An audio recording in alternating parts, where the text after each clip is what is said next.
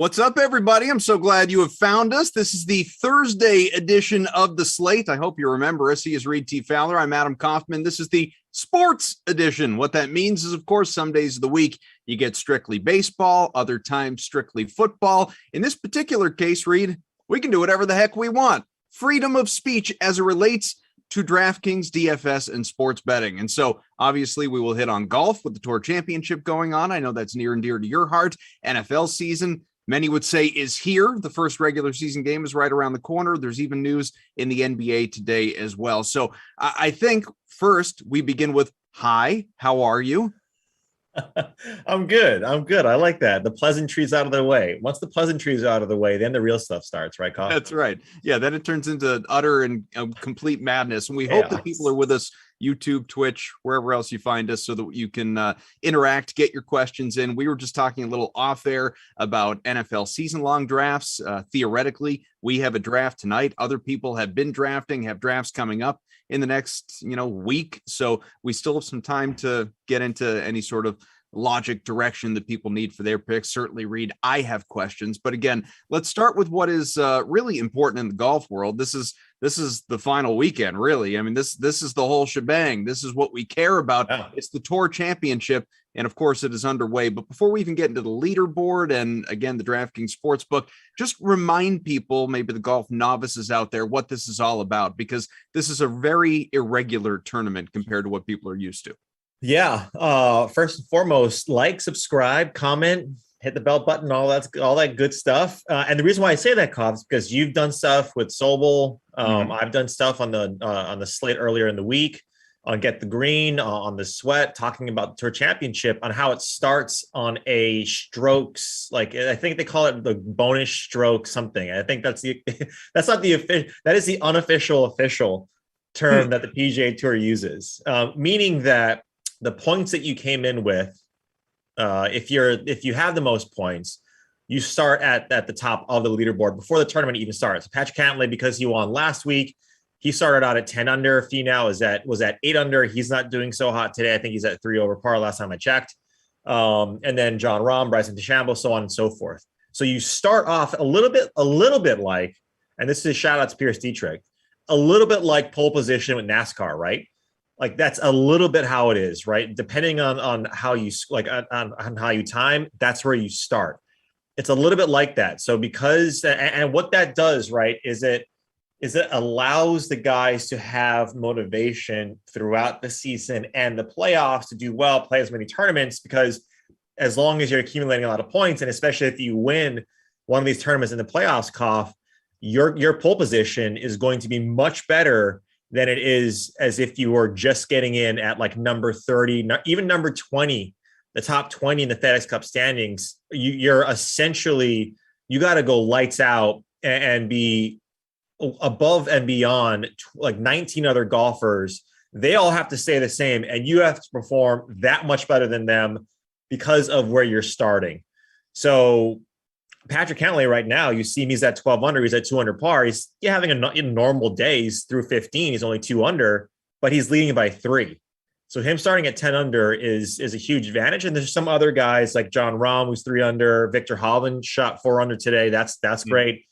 Kevin Na shot 4 under as well. Harris English, someone I liked on the betting board with strokes, which we'll get to in a little bit. He's also at 3 under. He had a hole in one on the back 9. So that obviously helped quite a bit, right? So it should be fun. This is it. The winner of this tournament, $15 million, Koff. That's what we're playing for in our fantasy draft. That's what the winner gets. It's $15 million in our fantasy football draft. Just to, wouldn't that be something? Just to continue to highlight what you're talking about in terms of the leaderboard right now. Patrick Cantley, the 3-stroke lead, as you mentioned, 12 under through 15, but technically, of course, 2 under for this round because of where he began coming into the tournament, which is important to note. You were highlighting it before, which really, it makes guys like Harris English stand out, for instance. He's only 4 strokes off the lead. That's because he's 4 under in this first round. So it's an ability to really make up ground in a hurry. He's through 17, so, a chance to further narrow the gap. You have some guys that are done. You talked about them: Victor Hovland, Kevin Na already in the clubhouse, Billy Horschel, Brooks Koepka, Dustin Johnson, guys like that as well. But when you're looking at this, when you're considering looking at what is available for you on the DraftKings Sportsbook, and we can show people some of the live golf betting odds and some of the stuff that, excuse me, we have handy. You can go hole by hole. Certainly it's guy versus guy in a lot of different cases. Your guy, Tony Finau, for instance, Patrick Cantley versus Tony Finau. Hole 17, Cantley plus 220. You got a tie at minus 110, Finau plus 260. That's just one example. I don't need you necessarily to react to that one specifically, but what draws you to bets like this in the first place? Well, if you're seeing something, right? If you're watching and you're seeing something, and that's really why live betting can be so much fun, is that every single shot you could be making some money here. You could also be losing, obviously, if you make the wrong decision. But when you're looking at, and the reason why you see Finau there at plus money is because he's not playing well, right? He's not playing well right now, and that's why you see him. And even though Cantley is at plus 220 to win hole 17, and Finau's at plus 260, you think, well, like Finau is arguably a better golfer, right? In terms of talent, but at the same time, he's not playing very well. So I tend to not do the live betting within the first round because I want to see, and you can, right? You definitely can. I want to see some evidence first. The same way I like to do head-to-heads after the first round, because you want to see how these guys are playing first, gather some data, see if it's the putting that they were screwing up on, see if it's the ball striking, whatever it may be. You want to see some data first to then make your decision. And then that goes to, okay, are there outrights that I want to bet based off of that? Did some guys just, like Harris English, he's 4 under, but two of those strokes came from that hole in one, right? That is an anomaly. A hole in one is an anomaly. These guys, they might have 20 holes in one, but it's not like that. That is the abnormality of the outliers. So that's what you have to take into a grain of salt, right? Harris English, I like him. And I liked him at plus 2,500 or plus 2,800 pre-tournament. Right now, I think it's viable, but look at the two guys that are ahead of him, right? Rahm and Cantley. Outside of Bryson, those two guys right now are playing the best, right? Finau is not, because we're seeing right now in his first round, he's 3 over, 4 over, whatever he is right now. But those two guys ahead of him are playing the best right now. And it shows. Cantley is first and Rahm is second. So, and I've been saying this throughout the playoffs. 15, by the way, and he is 5 under overall, obviously, because of aggregate. Right. And I've been saying this about the playoffs, Koff, is that when a guy like Rahm is anchoring the top there, his gravitational pull of win equity is massive. And it kind of feels like he's been a sleeping giant over the last 2 weeks. Right. He was there, obviously, at the Northern Trust. He faltered in the last few holes. Last week he was there the first couple of rounds, just didn't put them all together. And now you see him right now, he's 3 back, or he's, he might be 4 back now. No, he's still 3 back, but so much win equity at the top. That's what you have to take into account. Guys who are going to win this with the starting strokes. So taking a look, and I think people can see it, the Tour Championship odds, okay? So if you're thinking about a winner, and not everyone is even complete through round one, as we were talking about, won't surprise anyone that you look toward the top of the leaderboard. You have Jon Rahm, who has the best odds at plus 230. That's because he is 3 under today. That's among the best, has him 3 strokes off the lead. As we talked about, the guy who he is technically trailing has very almost identical odds, plus 240. That's Patrick Cantley, who is 12 under overall. He's 2 under for the day.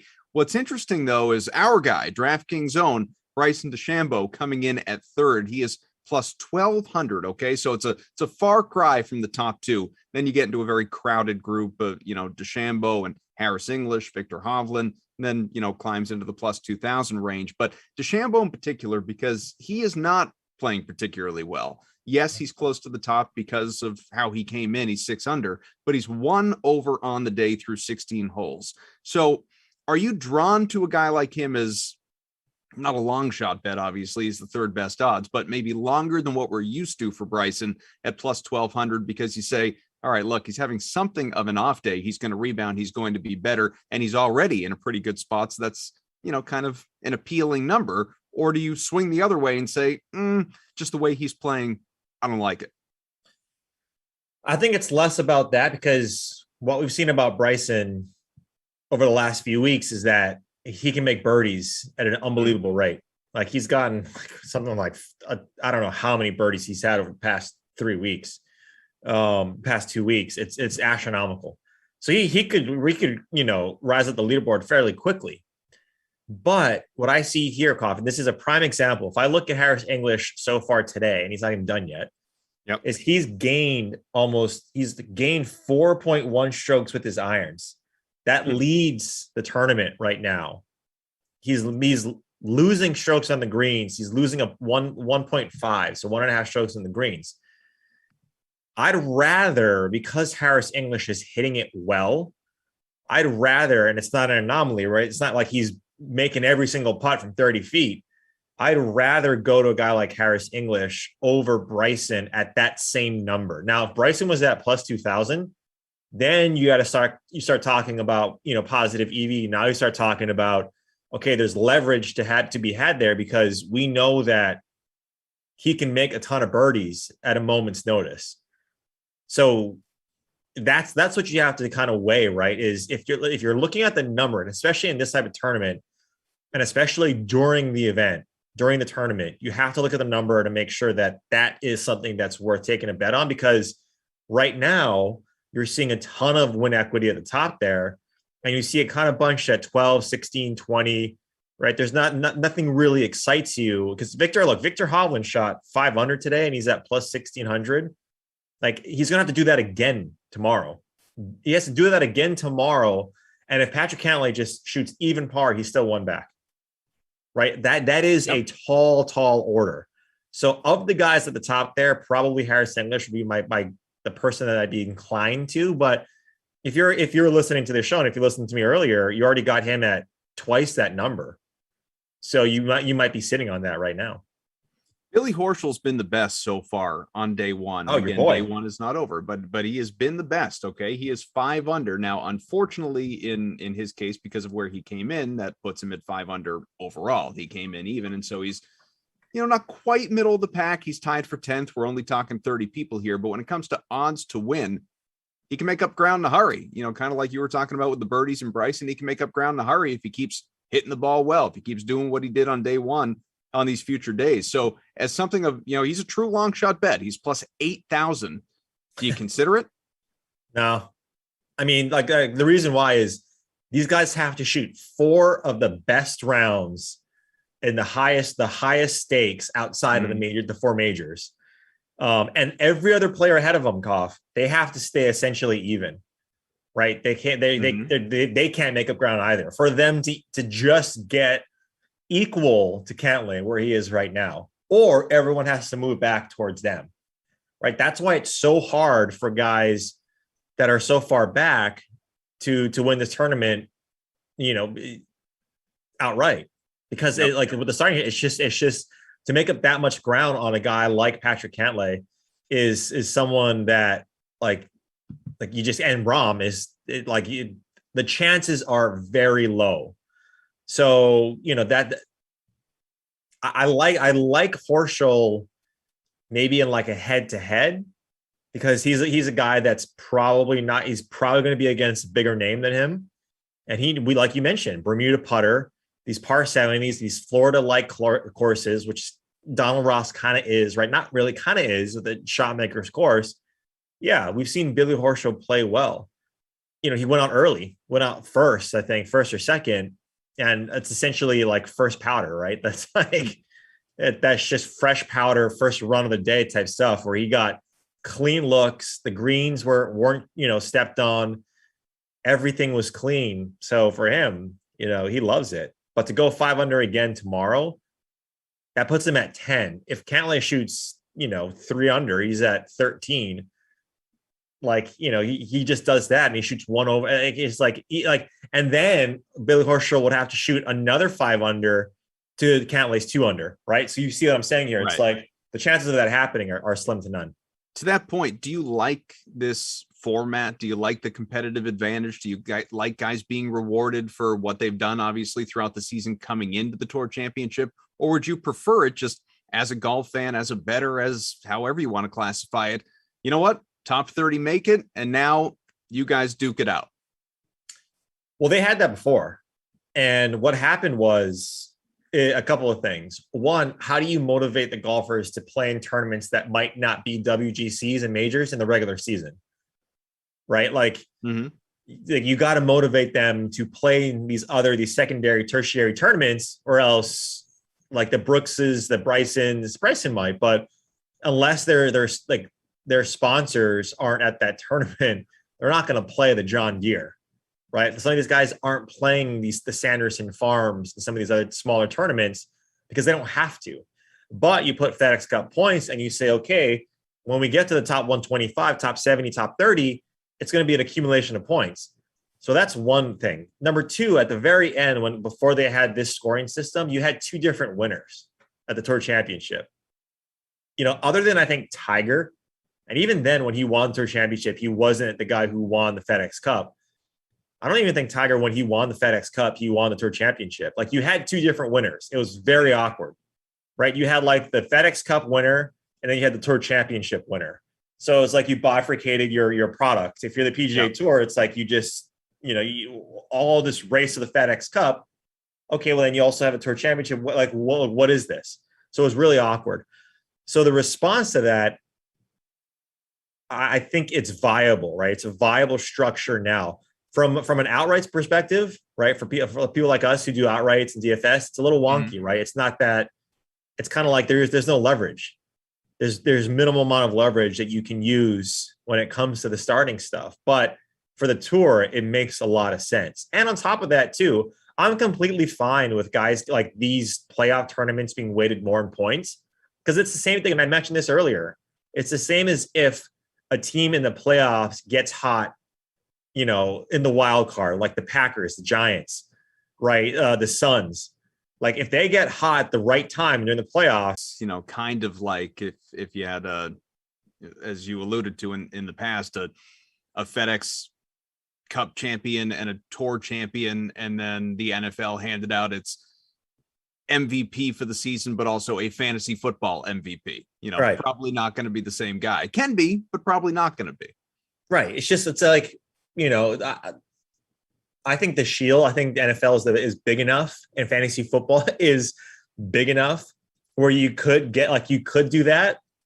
But like the tour itself, right? It's the product itself is they want to consolidate it, right? Into a nice one big package of like, here's our product. Make sure it's nice and clean. And the PGA Tour, and rightfully so, they want that, right? They got a bunch of independent contractors and golfers coming to these tournaments, making millions of dollars. And they have sponsors and they have business partners that they want to appease, and they want to make sure they're doing the right thing. And that makes a lot of sense that you want one winner for the Tour Championship and the FedEx Cup. You don't want two. Because then if you have a FedEx Cup champion and the Tour champion, then FedEx is going to say, well, like, what are you going to promote like Sunday during prime viewing hours? Is it the Tour Championship, the PGA Tour, or the FedEx, right? FedEx Cup. So what, they have to combine the two. Reid T. Fowler, Adam Kaufman here with you if you're just joining us on the Slate, and thank you for being here. A lot of golf talk so far, the first 15, 20 minutes of this show. We can sprinkle in some more if you would like, obviously. It's a big time of the year in the PGA with the Tour Championship, and then after that, a little bit of a hiatus before golf comes back in like a month. It's a funky season, the way obviously golf works, but that's okay, especially for the golf fans out there, because you don't have to wait long for, more lineups to build and bets to make and all of that. But the football season, Reid, is right around the corner, and we'll talk real football. We'll talk sports betting. We'll talk, all that stuff. It's available for you on the DK Sportsbook, as well as some of the big storylines that are out there right now. One thing, though, that I have on my mind is season-long drafts, because plenty of people have already drafted, and a lot of people are going to be drafting in the next, like I said, 4, 5, 6 days before the season kicks off. And it's funny, some of the conversation that I've had, maybe even with you, but certainly with some of our colleagues in the past, was if you get the number one pick in the draft, what direction do you go in? And it's really, you can make the case, and it depends, standard league, PPR, half PPR, all that, I guess. But generally, you're looking at the same collection of players that are toward the top. There's obviously Christian McCaffrey, there's Dalvin Cook, there's Alvin Kamara, there's, Derrick Henry. I wouldn't think Ezekiel Elliott or, even a quarterback, but it's really in particular those first few guys that I mentioned. And a lot of the time, like people, who should I take number one if I get number one? My feeling was Dalvin Cook. I had really been on the Dalvin Cook train because I just, quite frankly, I think that he's a little bit more reliable. Maybe I'm a little bit scared off of the Christian McCaffrey injury last year and not knowing, is he going to be fully healthy this year? What exactly is he going to look like with now Sam Darnold being the one that is running that offense and throwing the ball to him and yada, yada, yada. And then, of course, fate intervenes and I wind up with the number one pick in one of my drafts. And I am positioned here, Reid, to have to be a hypocrite and either take McCaffrey like every ADP out there tells you should do. I mean, right. All of them. It's like a consensus. ADP, no matter what site you look at, Christian McCaffrey is the guy who should go at number one. Or do I go with my gut and take a Dalvin Cook? What is your move? What do you think? Well, yeah, that's funny. Of course it happens to you. Look, in the first 4 rounds, especially the first 2 rounds, let's just use it that. Sure. You can't screw up, right? Like you're drafting floor for the first 2 rounds, consistency. And look, Dalvin Cook, I had him last year. Great. Well, unless it's a snake draft, Still, I mean, any draft, right? Any draft. Well, I do like placement within the round. Yeah. No, like the first 4 rounds. Think about it this way: the first 4 rounds, those players. I think it depends, right? If you're tight end premium, get players no matter what. Like those first 4 players usually, and this is not the rule of thumb, but usually make up 55 to 60% of your points, right? Every week. At least that's what you should be banking on or banking for. Mm-hmm. And so you can't screw it up. And you don't take chances in those first 4 rounds. You don't really take chances in those the first round. I would argue in the first 5 picks, like you want one of those first 5 picks because one of those first 5 picks, you're guaranteed a stud running back. Mm-hmm. I would argue though that if you're going Dalvin Cook number 1, well, to go back and then like the second one is choose your guys. Yeah, because if you don't, then it's like, what's the point? Right. Then why are you doing this? Like, I know you want to win. I know people want to win, but choose your guys, like take them around earlier if you want to. You're like, because if you don't, and you look at your roster and you do and I've done this, I did it last week. I have a draft of my friends, an auction draft. That's like auction IDP dynasty league, which is like, crazy.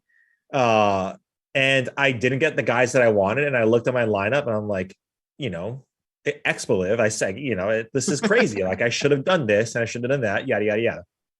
So you want to get your guys.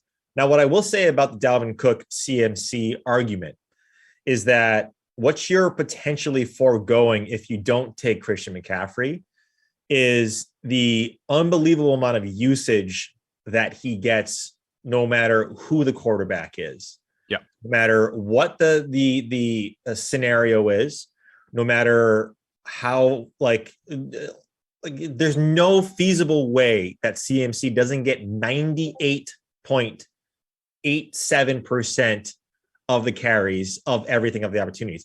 And that rings true with Dalvin Cook.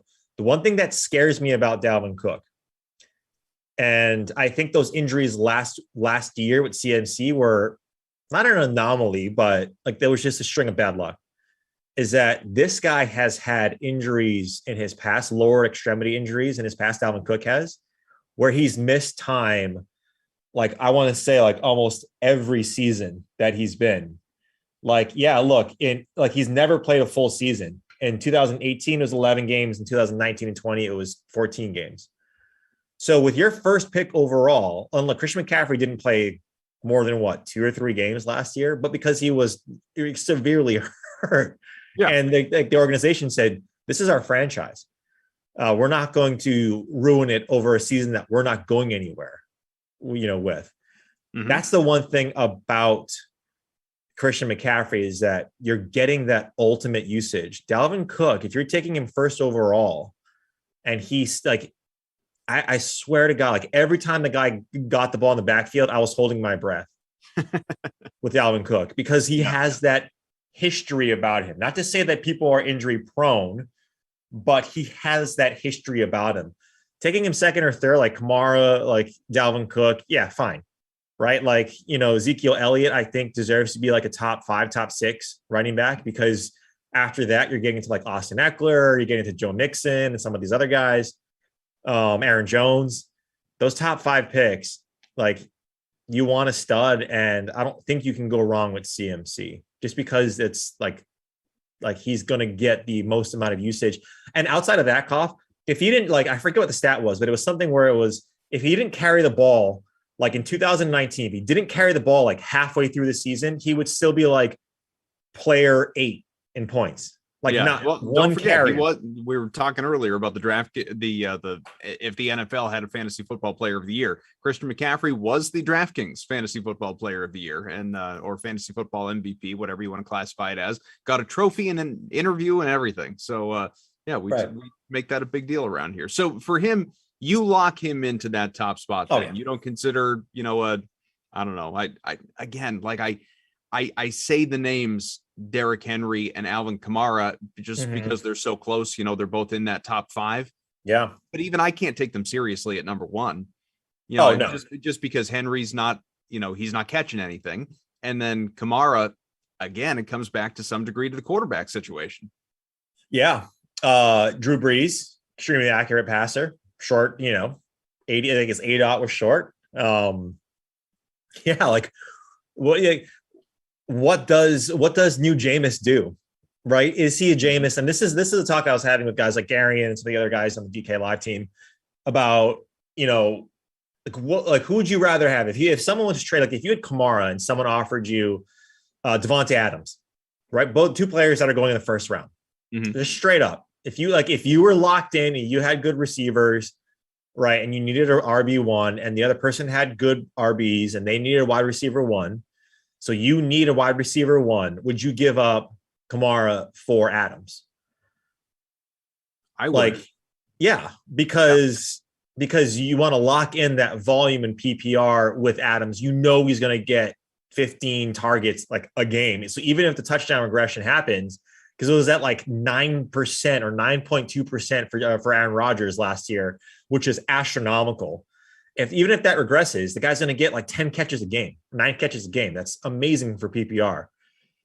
With Alvin Kamara, what does it look like, right? I think not having Michael Thomas hurts Alvin Kamara, because what are defenses going to do? They're not going to be scared of Marquez Callaway. I think Marquez Callaway is a nice late round pick, but they're not going to be scared of him. They're not going to be scared of Jameis either. They're not going to be scared of, not Jared Cook, Adam Trotman. They're going to be scared of Alvin Kamara. So does he see a massive amount of 8-man boxes? Like, who knows, right? I think what you're potentially looking at is what's his like receiving and rushing yards total. Like maybe that's where you go with Alvin Kamara. I think he's going to be a stud. I think picking him number 2 or number 3 is not like I would definitely do that. If I was in that 3 spot, that's the one spot that I want, Koff, because I know what I'm going to get, right? I'm going to get one of those top 3 running backs.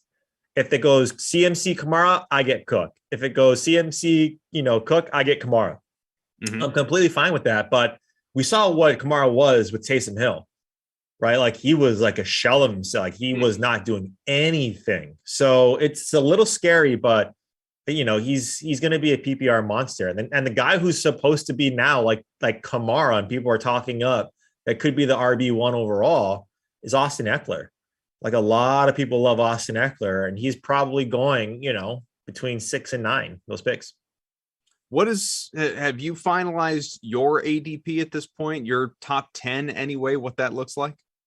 Yeah. I mean, it's pretty similar. I think for me, I might go Travis Kelce earlier than other people, just because I think that, and I know I'm giving you my trade secrets. I know we're in a draft tonight, but I don't care because the first round is everyone knows what you can do in the first round. Yeah. Plus we don't even know our draft order yet anyway. Right. Exactly. We'd ask Lamarcus.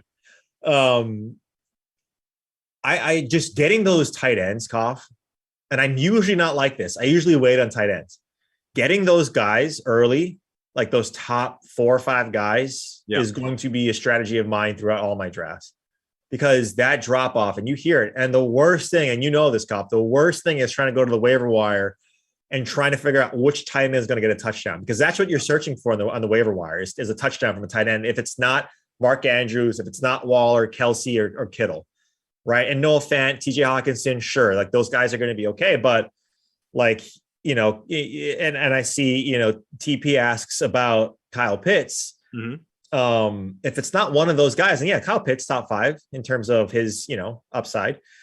If it's not one of those guys, then you're searching. So I'm going to try and get those guys as early as possible, those tight ends. And so I might have them a little bit, ahead of some of the other guys, because running like wide receivers this year, pretty deep.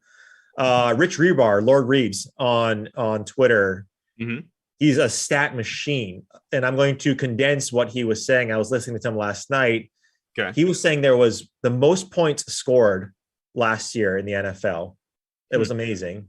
Yeah. And like the least amount over like the last 5 years of holding penalties called. Like over the last 3 or 4 years, it's averaged around 700 holding penalties called. Last year it was like 3 something. So what does that tell me, right? That tells me that like the officiating like didn't get better or worse. Coaching didn't improve in 1 year about how to not hold.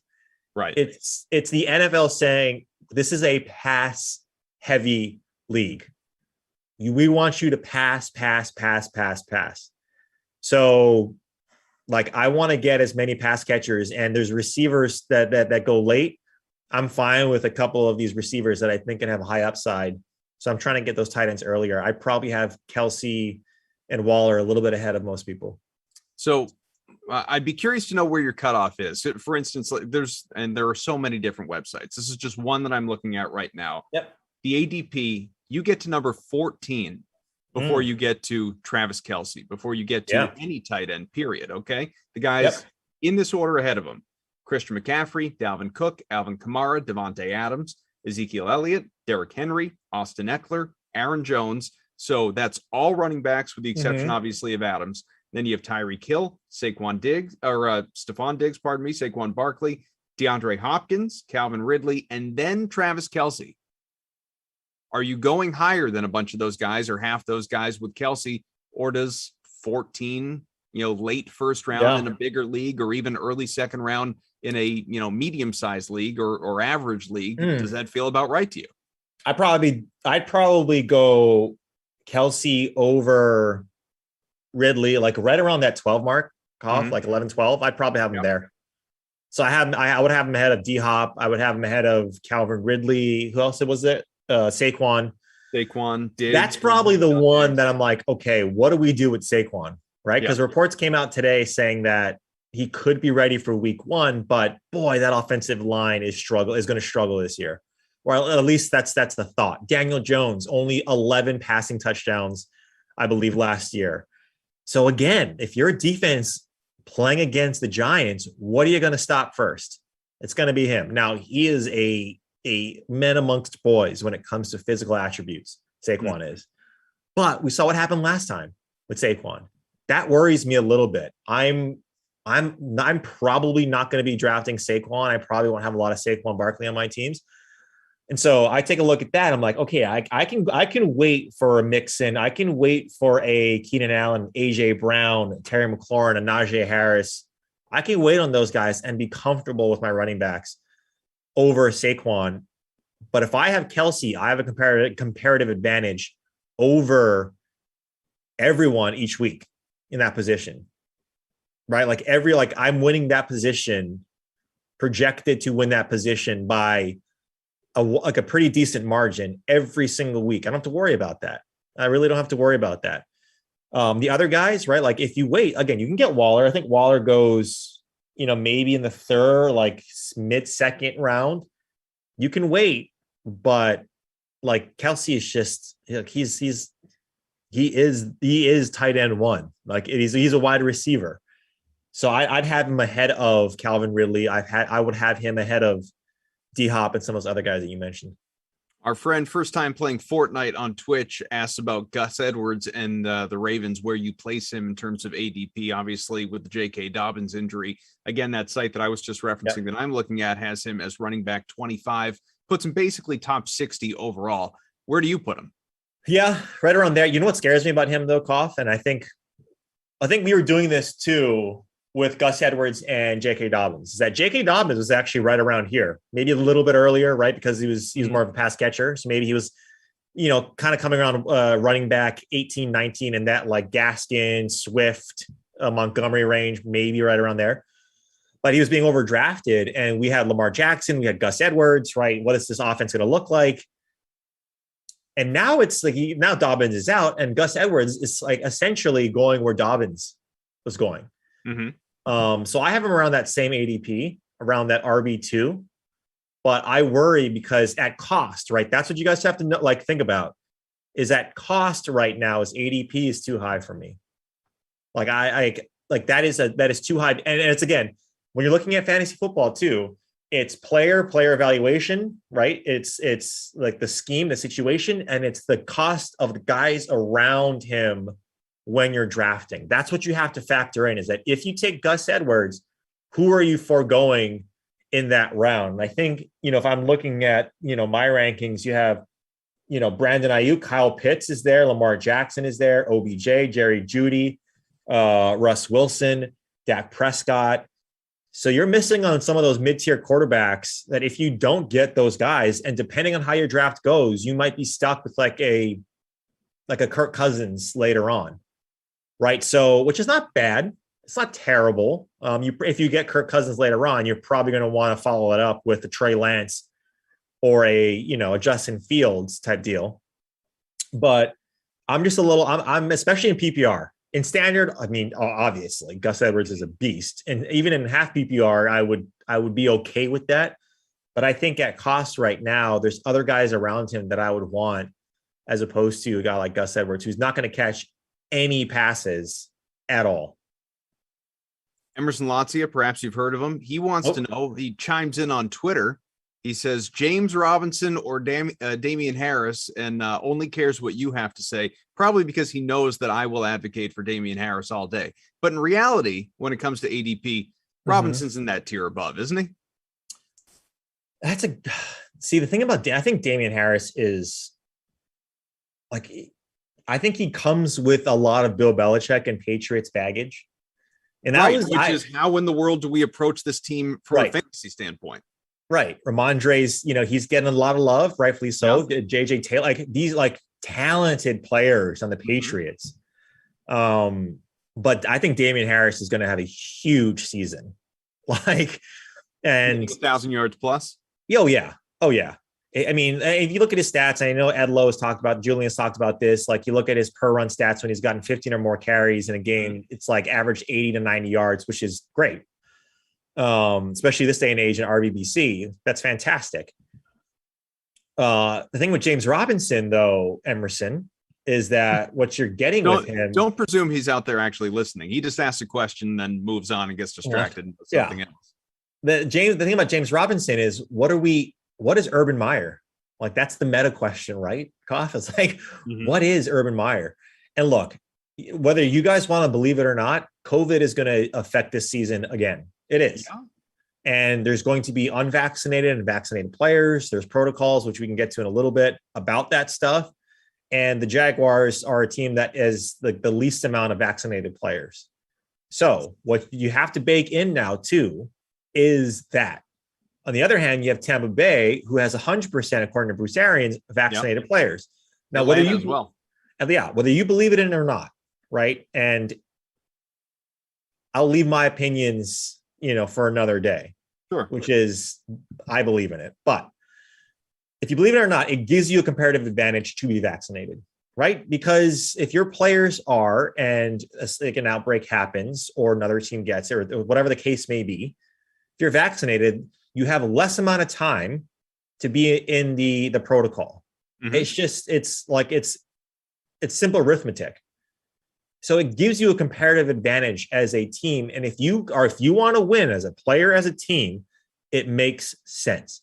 Now that's not that easy. It's easier said than done. But Jaguars, they have the least amount of players vaccinated. So that plays a factor a little bit into that situation. So the thing about James Robinson that we like is that he's a PPR monster. But you got a new quarterback. You got DJ Chark. You got Laviska Shenault. You have Marv Jones that's there. We just don't know what Urban Meyer is going to be. I really, really like Damian Harris, especially now that Sony Michel is out. Obviously, I think it's him over J-Rob. To your point, and we'll only get into this so much, and we've only got you for another, I don't know, 10 minutes or less, but Cam Newton obviously gets released by the Patriots.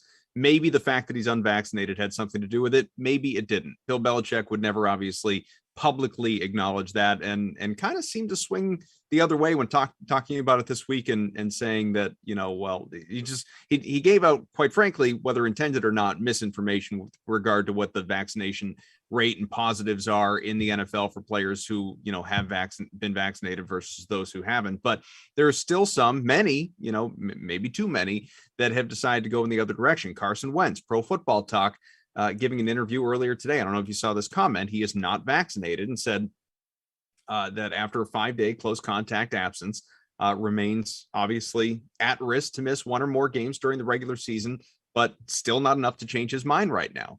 This is, he's not as in the same situation as a Cam Newton, who was, very clearly, certainly we know now, a bubble guy. Carson Wentz is the projected, no doubt about it, starter for that team, provided he's available and healthy. But something you acknowledged before, to what degree is this a competitive advantage for teams, but also as it relates to sports betting, as it relates to DFS, and, season long to some degree, obviously, as well. It's not like we as a public have access to, all right, well, here's this team's roster, and here's a little box of here's who's vaccinated and here's who's not. We only know it if it's been reported. I don't know to what degree people are going to do that research when they're drafting their teams or lining up their builds for, whatever week in DFS, but it plays a role, like it or not. It does. Oh yeah. And I think Football Outsiders, they did a study, on, I think it was injuries and COVID, right? In terms of like adjusted schedule of like how, what was it? Like, what was the team that was most affected by it? And I believe like it's a long study, it's very, extensive, but essentially they were saying that San Francisco 49ers was the team that was hurt most by COVID and by injuries. And if you remember last year in San Francisco, they had a huge outbreak.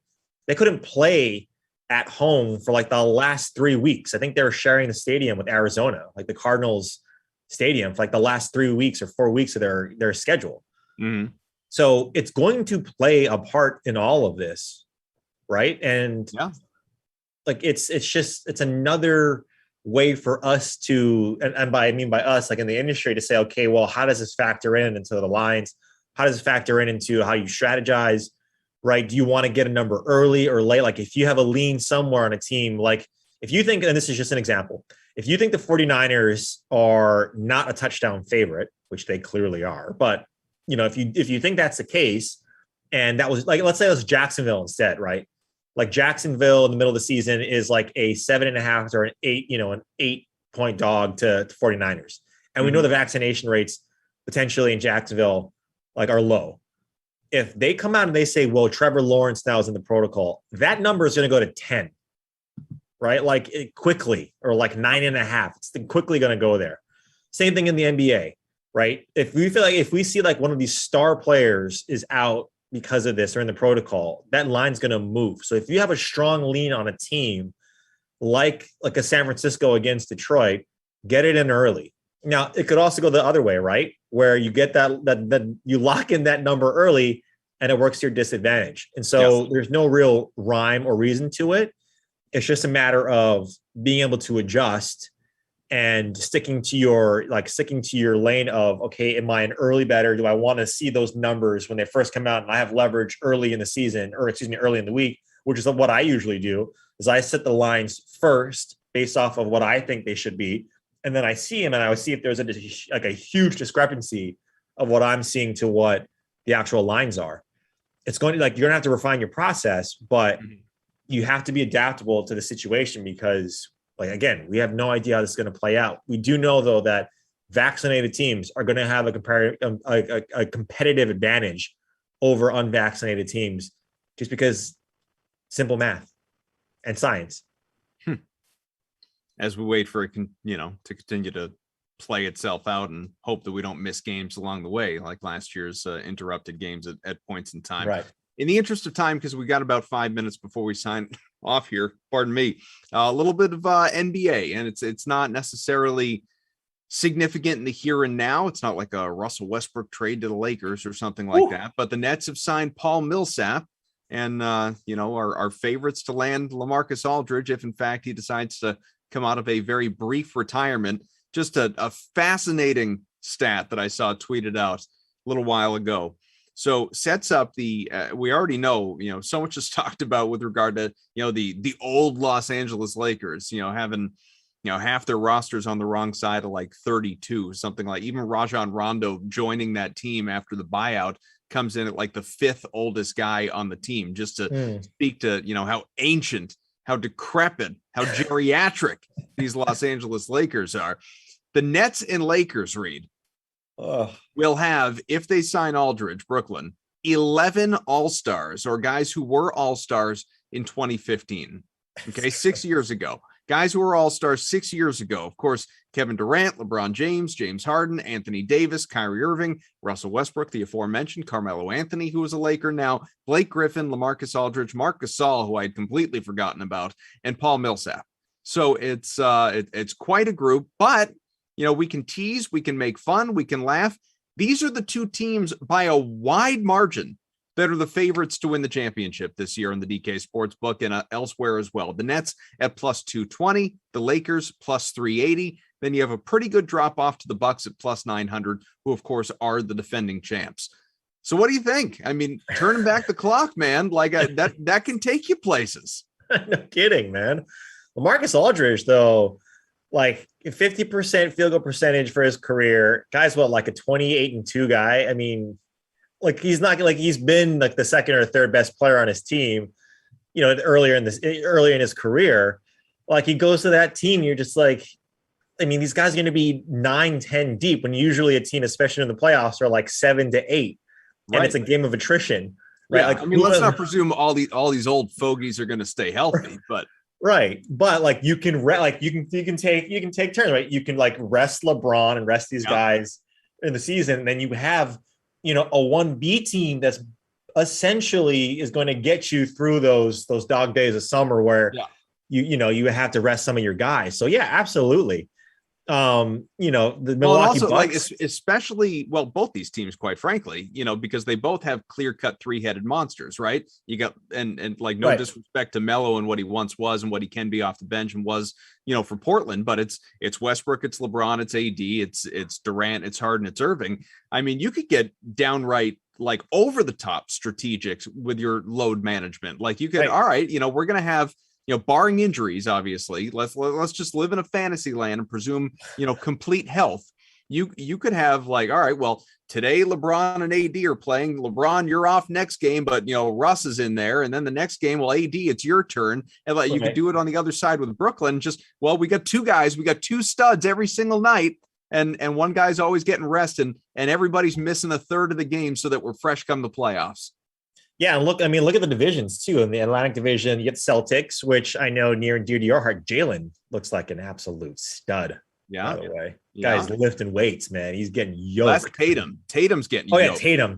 That's right. That's right. But still solid. Absolutely solid. But look, you got the Raptors, the 76ers, and the Knicks. Right? Like what is Simmons going to do? We have no idea where he's going to be. Yeah, it doesn't seem to want to be in Philly and vice versa. No, he doesn't.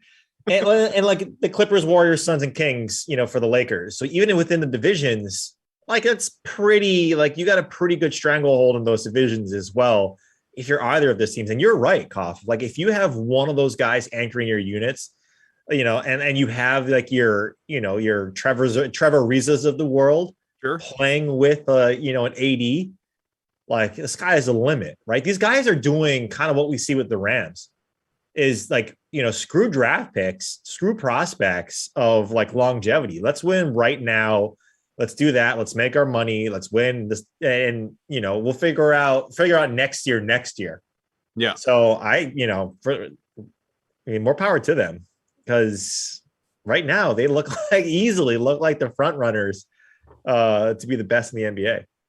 We're gonna get going in a second, but you mentioned the Rams. Just for a second, bring it back to football, because again, the regular season is coming. In fact, the next time we'll be together will be the first day of the regular season, so we'll have plenty to talk about with that first game. It's crazy to think about Tampa Bay and Dallas that night, but can I just go on record now? Like, we're recording this. Can I just go on record now that the Rams are not going to be in the Super Bowl?